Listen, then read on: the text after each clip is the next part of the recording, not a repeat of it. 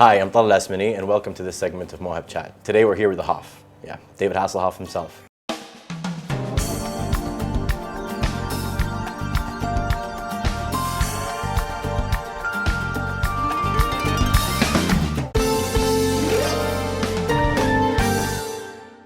Obviously no need for introductions, but in case you've been living under a rock, he is Knight Rider. He is Mitch Buchanan from Baywatch, and obviously he's your favorite America's Got Talent host. How you doing? Well, I have lived under a rock before. Really? I'm doing well, yeah, thank you. Well, it's a pleasure to have you here. We're also here with a group of very talented up-and-coming filmmakers. And so we're all here today to sit down, talk to you, and learn more about you. Great. And learn more from you. Fantastic. Well, I'm here to learn from them because I think what I learned from a long time ago is to stay connected to the youth, stay connected to the up-and-coming filmmakers, and they will in turn teach us to adapt. So this is, I want to start off with a very serious question. Have you ever tried the Hoff dog from Pink's? I invented the Hoff dog. Did you know that there was a Hoff dog at Pink's? I did, of course. When? When I had the Hoff dog. When did you have a Hoff dog? It was in 2011 when I was studying in Los Angeles. Right, I'm wondering if it's still there because we did a television show that completely bombed called The Hasselhoffs, and we got amazing reviews. I'm a little concerned now because I'm getting amazing reviews on my new TV series, Off the Record. And I get nervous when I get really good reviews because the show tanked. The show was terrible. But part of that show was my daughters and me raising money for a charity called the Humane Society in, let's see, it was in Pasadena. And we went to Pink's and said, if you invent a Hoff dog and give us $10,000 for the charity to save animals' lives, then we will come and we'll do a personal appearance. So we came in and we made the Hoff dog as two wieners. So that was the difference in the Hoff dog. And we had, instead of having two sausages only, on one sausage we had two. So the Hoff dog is still there. The Hoff dog is still there, yeah. Yeah, thanks for going. That's cool, man. It was an awesome experience. That's neat. So let's start from the beginning. Sure. Were you academically trained as an actor? I was academically trained. I went to, well, first I started when I was 7 years old. I saw a play called Peter Pan. And the theme of Peter Pan is not growing up and flying. And now I'm doing Peter Pan for the last 6 years in the UK. I do a form of theater called the Panto. And the Panto is a big musical based on Peter Pan or Beauty and the Beast or any fairy tale.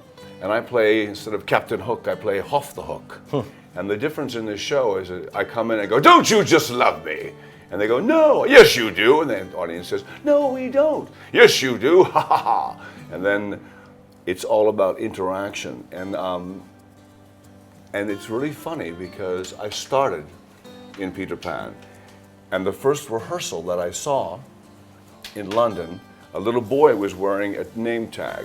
He played one of the lost boys in Peter Pan. And I looked down at the name tag and it said Nils. And I went, I rack focus, right? I went, shh. That's the boy that I played when I was 7. Wow. And I looked at him and I said, you are in the right place. The theater and the arts are the right place to communicate, first of all, with yourself, and then to communicate with the world. Well, you're, as you touched on a minute ago, as an actor, some people feel like, their career is in the hand of producers or directors. But you seem to know how to turn that around and have your career in the hands of yourself. How does an actor turn that into their own power and self-promote themselves and get themselves Very good into question. Jobs? If you can, everyone has many talents. You say, I'm not a really good dancer, but I'm an okay singer. I'm an okay actor. I'm an okay producer. What I consider myself as an entertainer. My daughters can sing. My one daughter is fashion. Her name is Haley. You'll see her online, unbelievably gorgeous girl, but she's heavy. And so I said, go out. Teach the world it's okay to be heavy. Most girls are heavy. And so she now is a spokeswoman for curvy girls. And she uses what talent she has. she sings as well. If you can sing, so many actors now are directing, so many actors are producing, so many singers are acting, actors are singing. I learn a lot from watching movies. I look at Bollywood. Salman Khan. I mean, that's really funny. I saw Salman Khan on Dabangg 2, and he's up there, good-looking man, killing people, and then he goes, "My name is Salman. My name is Salman Khan. I kick your ass. I take your life. Then I go home and kiss your wife." And I'm laughing, watching this show, going, maybe I should do that. So now I'm developing a kind of like Hoff the musical, which is our man Hoff. I left the treatments with your company today. It's important that you follow whatever dream, whatever talent you have. If one day you can't act, I didn't get the part, don't go home and cry. Go on to singing. Oh, I didn't get the part. Go on to learning about how to edit. My daughter's now editing her own show. She's doing a documentary on my life. So she follows me around with a Go camera. And in fact, I'd like to give her some of this footage. She will put that in the documentary of what's happening in my life. I think it's important that you adapt. The word is adapt. Well, I want to just open it up to the room in case someone has a question just hasn't had a chance to ask. Please. Yeah, my name is Walid Talab. Hi, one. We're working to be a documentary filmmaker, hopefully. Your history and The Night Rider and Baywatch is very significant. And for years and years and years, I think Night Rider was in the 80s and Baywatch was late 80s, early 89, 90s. correct. Yeah. But even till now, and correct me if I'm wrong, people still call you as the, if they don't know their name, they would call you as the guy from Baywatch or the guy from The Night Rider, which are shows that happened years and years and years ago. Right. So is that something that motivates you, or is that something that makes you seek to, okay, I need to make something that would people remind me with a new name rather than something that happened in the 80s and the 90s? So is that something positive or negative? Do you like it or do you not like it? Like, First of all, when people refer to me, they call me the Hoff. Now, if they don't know you, If they don't know, but they say the Hoff, and they call me the Hoff, and then they say, I watched you when I was very small. You were the lifeguard, or I had a little Night Rider car, and I put a red licorice on the front, and everyone tells me their story. It makes me feel good. I'll tell you why. That they can still recognize me, because it's 30 years ago, and the fact that they still say Michael Knight. I say, do I still look like Michael Knight? Good. Do I still look like Mitch Buchanan running in slow motion? And I say, good. And the fact that television runs them again. Right now, you can see every episode of Night Rider on Netflix. So what do? I go to Netflix because it's the internet. And now I make my next movie with Netflix. I'm going to probably do a TV series with Netflix because you can watch it in your telephone anywhere around the world. You worry about, your next job because you're only as good as the last thing you've made. Right. And you always want to make sure that the next thing you do is top quality. Right. And I think that sort of might make someone afraid of taking risks. Right. But listening to you talk, I think this is something that maybe limits an actor. I think you should do everything. Michael Caine once said, I do everything. Michael Caine he says, I just do, my name is Michael Caine. And he does everything. And I thought, that's bizarre, so do I. Because I do such strange commercials, and that made the Hoff. Unfortunately, the Hoff now is bigger than Hasselhoff.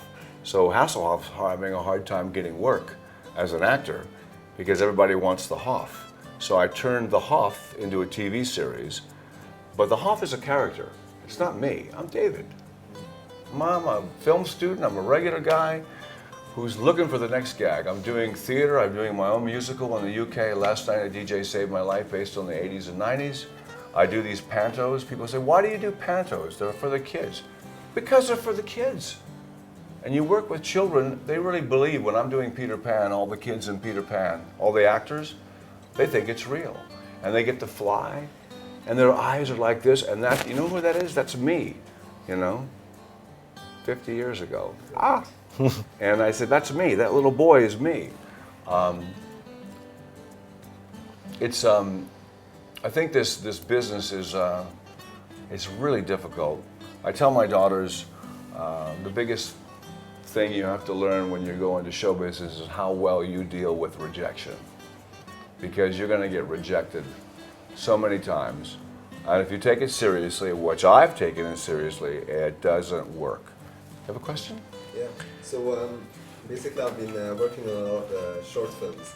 So I did my own short films, and I've helped a lot of people do their short films. Great. So just thinking about it now, when does someone know when to go to a feature film or to make that short film that's going to be recognized in a festival? So do you keep on going until you're recognized, or just go Keep for going. it? Yeah. Stay in the game, just keep going, do everything.